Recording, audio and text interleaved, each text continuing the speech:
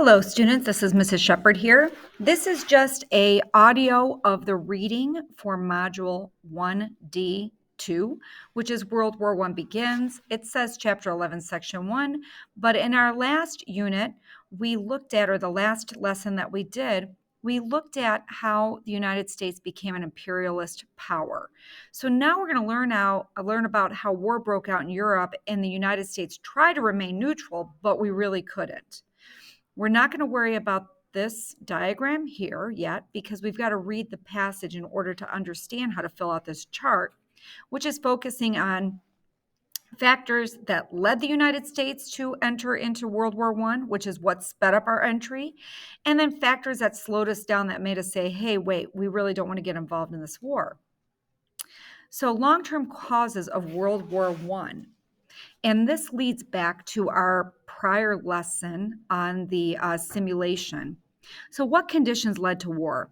Four main factors led to the outbreak of World War I in Europe. The first was nationalism, the belief that the interests of a single country were more important than cooperation among countries. This led to competition. The second cause was imperialism.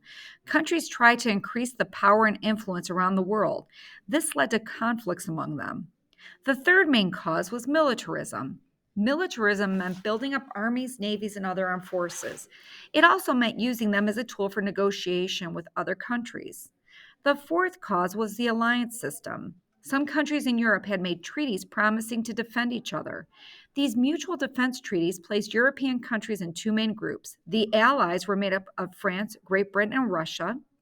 The Central Powers were Germany, Austria-Hungary, and the Ottoman Empire. So now you're going to write down two causes of World War I. We talked about four in this passage, and if you remember back to our simulation, the acronym we use is MAIN.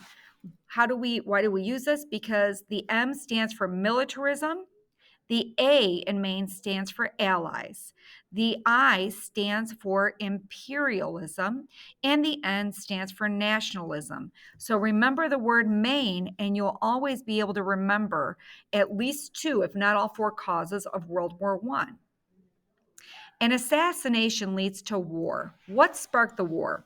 In 1914, Archduke Franz Ferdinand was assassinated.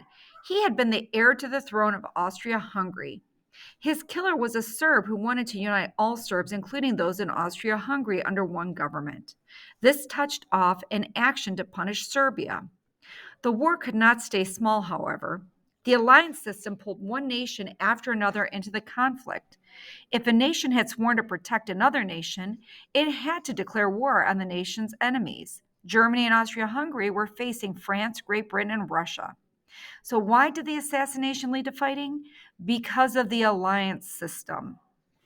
So one country was not settling a dispute with another, all of their allies got involved.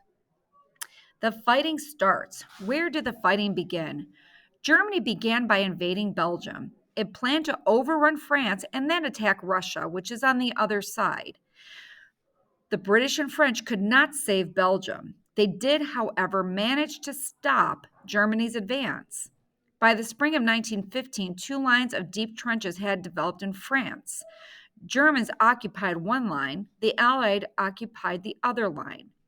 Between the two lines lay no man's land. The soldiers would climb out of their trenches and try to overrun enemy lines. They did this while facing machine gun fire and poison gas. This bloody trench warfare continued for more than 3 years. Soldiers sometimes fought and died to gain only a few yards. Neither side gained territory, but more than 1 million soldiers died. So why did fighting take place in France?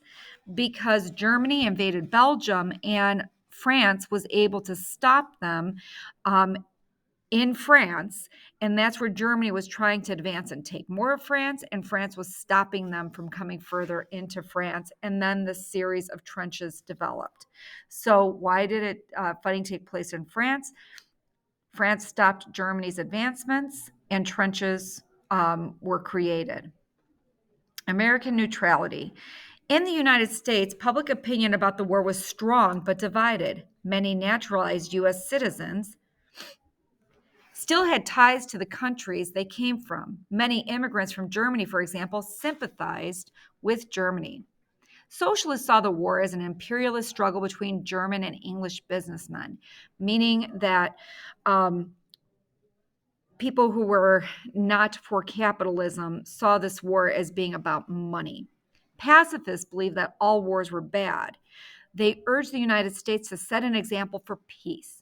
Many other Americans simply did not want to send their sons to war, so parents did not want their kids to have to go live through a war.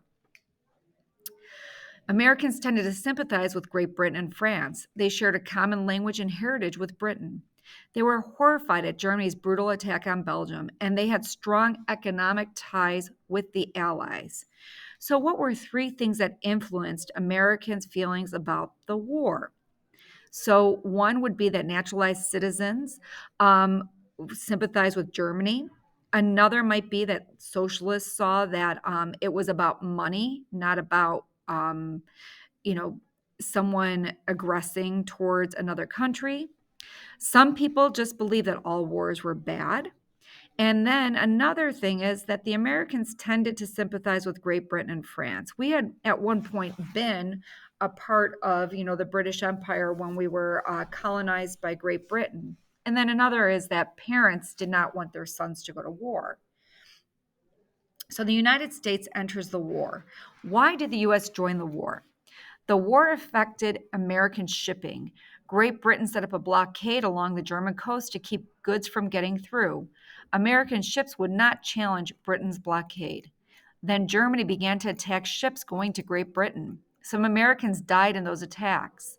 A German U boat or submarine sank the British passenger ship Lusitania. Many more Americans died. War was finally declared after two more incidents. The first was the Zimmerman Note. British agents intercepted a telegram that proposed an alliance between Germany and Mexico against the United States. The second incident was the sinking of four unarmed American merchant ships. President Wilson and Congress asked Congress to declare war on Germany. It did so on April 6, 1917.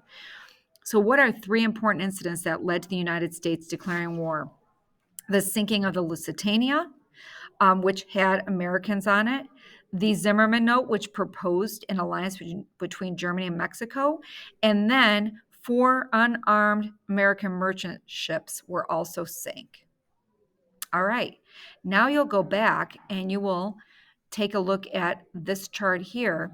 What sped it up? So things that sped it up are going to be things that you find in the section about why the United States entered into the war. Things like the Zimmerman Note, the sinking of the Lusitania, the sinking of unarmed merchant ships. What slowed it down? Naturalized German citizens who sympathize with Germany, parents not wanting to send their sons to war, this idea that we should remain neutral.